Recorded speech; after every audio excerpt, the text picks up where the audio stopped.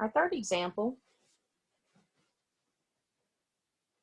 once again, gives us an SSA. And in this case here, we're told that angle C is 15 degrees, the side opposite is 6, side A is 10. And so as we go in here and draw out this triangle,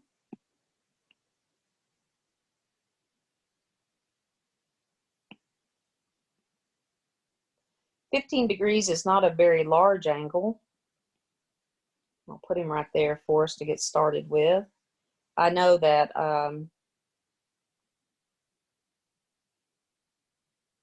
side C is going to be 6. So here's side C. Side A, let's say that that's angle A at the top, and this will be side A, and that's 10. So this must be vertex B with side B. So let me go in here and change colors again so we'll know which ones we're off to find. Side B was not known, angle A is not known, and angle B is not known. So those are the three things I have to go and solve. So first thing, you're given a pair, which is nice. We've got side C and angle C. So anything I calculate with the law of sines could use the sine of 15 degrees compared to the side length of 6. Now, sometimes you can tell the bigger angle if you're given enough information. Here we see that 15 degrees is definitely the smallest angle. There's a really good chance we're going to end up with an obtuse angle here. The value of 10, which is A, might imply that angle A is larger. Again, you really don't know, unfortunately. So we just have to go with the given. So we'll use information that we're given. We know that side A is 10. So we have to start off with angle A then. Go and find the sine of A. After a while, you'll kind of get used to the pattern of what you're having to multiply together. 10 times the sine of 15 degrees divided by 6. And now we're going to go in here and take the inverse sine for A.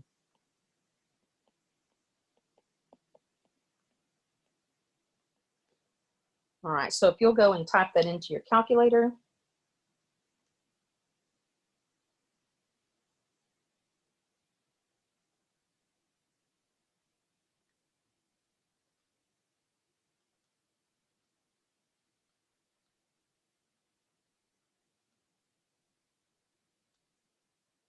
I got it a value, since it's an angle, we'll go to 1 decimal place. So it's approximately 25.6 degrees.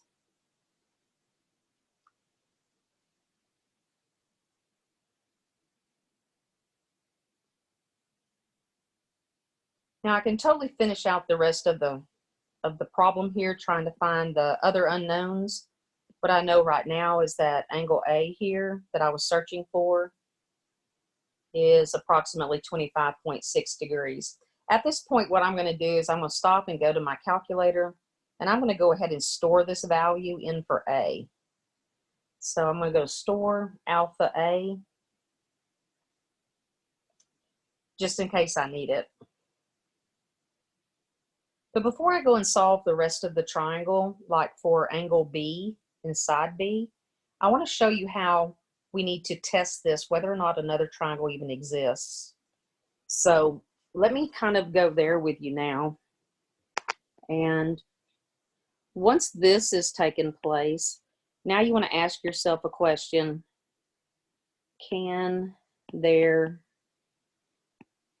be two triangles? And one way you can tell, like I was trying to show you earlier, you can take the angle that you found here.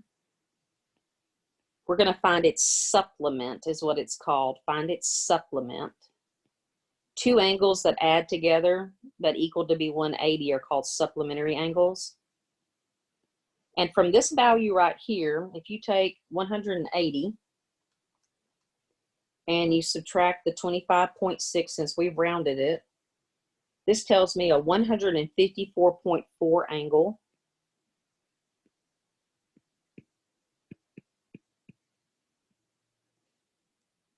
Might possibly exist in the second version of this triangle. Now, is it really possible? What this is telling me, since this was called A, I'm going to let A have a subscript of 1. This was A1 from the first triangle. I'm going to call this angle A2 for the second triangle. That's 154.4.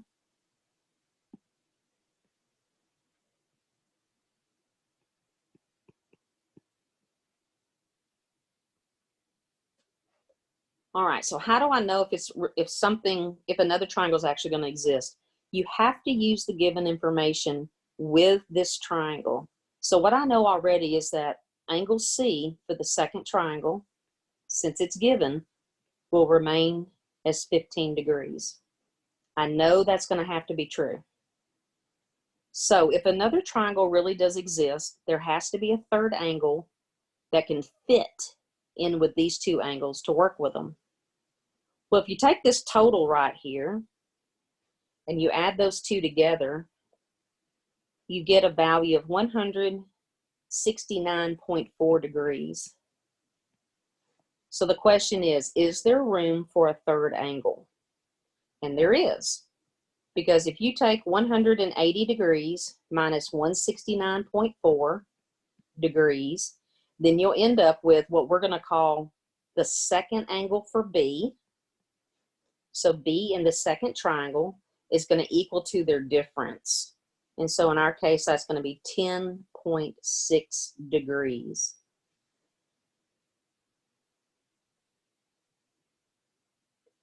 So this is the case where you have to be extremely careful. 9 times out of 10, when will this happen?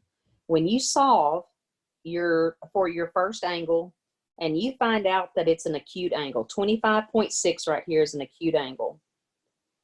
When you subtract the acute angle from 180 degrees, it will tell you the other triangle's angle instead. So where A1 was 25.6, what happens if we were to rearrange the pieces that were given to us in the problem and make an obtuse triangle instead, where now that angle A in the second triangle is 154.4. So far, I've figured out that if my second triangle exists, it would have to have A as 154.4. The C was given to me. I did not change anything about C. There's C, angle C. Angle B I calculated to make sure there's enough room to even have 3 angles. Now that I have those 3 parts, I also have to take into consideration the given sides. They told me that C was 6. So in the second triangle, side C will be 6. And in the second triangle, A will be 10. So again, here are 2 pieces of the triangle. So far, I've got 5 of them for the second triangle. Remember, I didn't finish the first triangle out yet.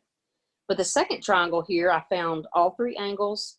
I also know 2 sides from the given, and so now I have to set up what I know.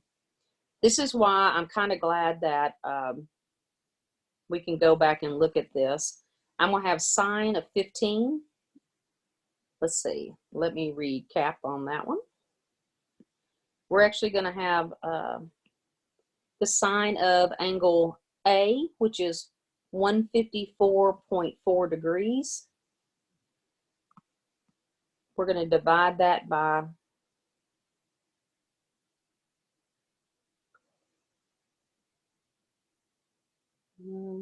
let me go back and I'll get the right angle here for you. So sorry.